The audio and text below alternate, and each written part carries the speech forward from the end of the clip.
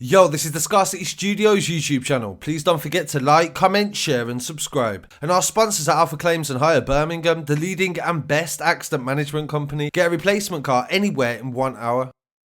I really appreciate you joining me again today. This story comes from Boston in a quiet village called Fishtoft in Lincolnshire in England. A 12-year-old boy named Roberts Buncis was murdered on a small patch of grass in the local village. Heartbreaking tributes poured in for the young boy who came to the UK for a better future from Latvia. Roberts would have turned 13 on Monday, and he was described as a kind and popular student at Haven High Academy in Boston and came originally from Latvia. He was raised by his father, Edgar, and it was only yesterday that I covered the story of Oliver Stevens, a 13-year-old that was murdered in Reading, and I said this was the youngest child that I'd ever featured on the channel to have lost his life due to violent crime on the street.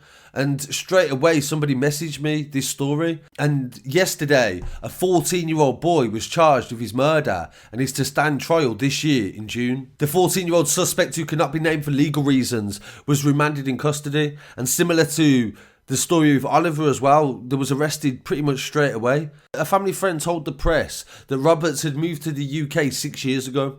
He was a nice young boy, and he first came here in 2014. His dad was a hard-working man and wanted a better future for his son. It is understood that Robert's mum still lives in Latvia, and heartbroken friends wished Robert a happy birthday on Facebook on Monday.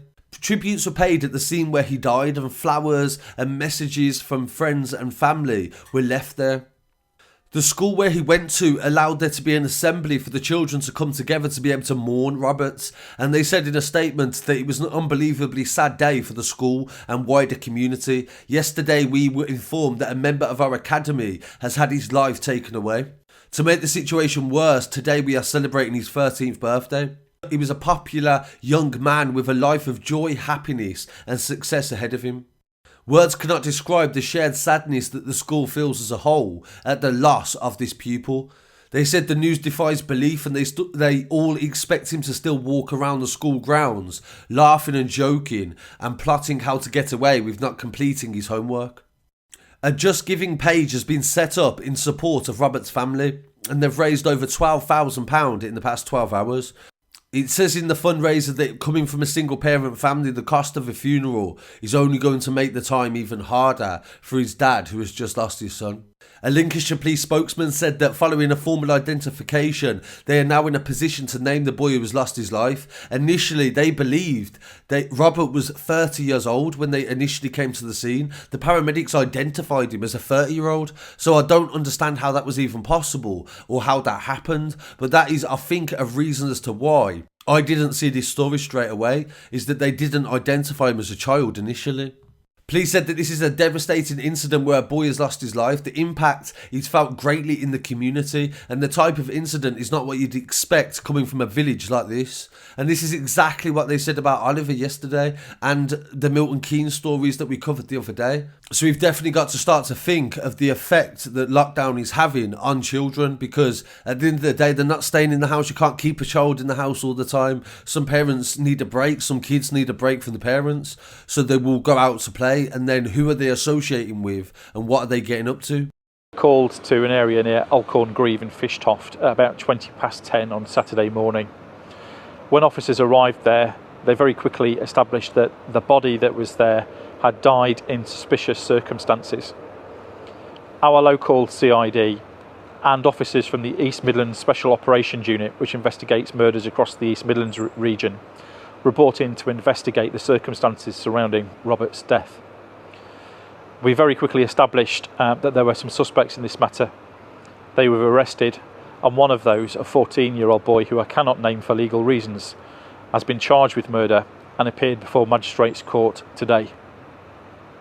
In a story that broke on New Year's Day coming from Milton Keynes, after we've just covered the case of Dom and Ben in Milton Keynes, an 18-year-old has been stabbed to death in the early hours of the morning. Jay Fathers died in hospital after police were called to reports of an altercation in the Stantonbury area of Milton Keynes at 3 o'clock in the morning.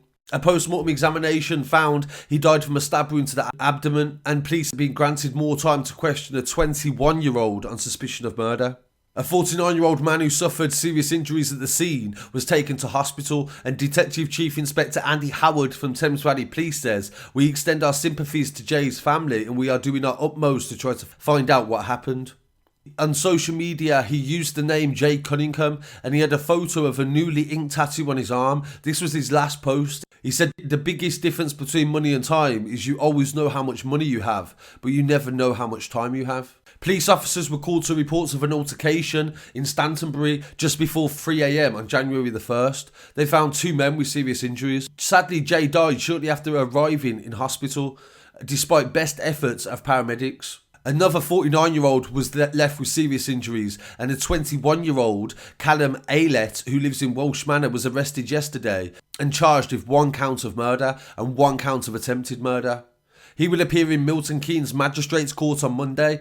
Meanwhile, a friend has set up a GoFundMe page and they have raised £2,000 so far for Jay's funeral, with the request of please help give our Jay a good send-off. His sister Holly wrote on social media that he was the best brother ever, and she said, "You were there for me when I needed you. You were so loving and absolutely hilarious. You made me the happiest. I miss you so much, my little boy.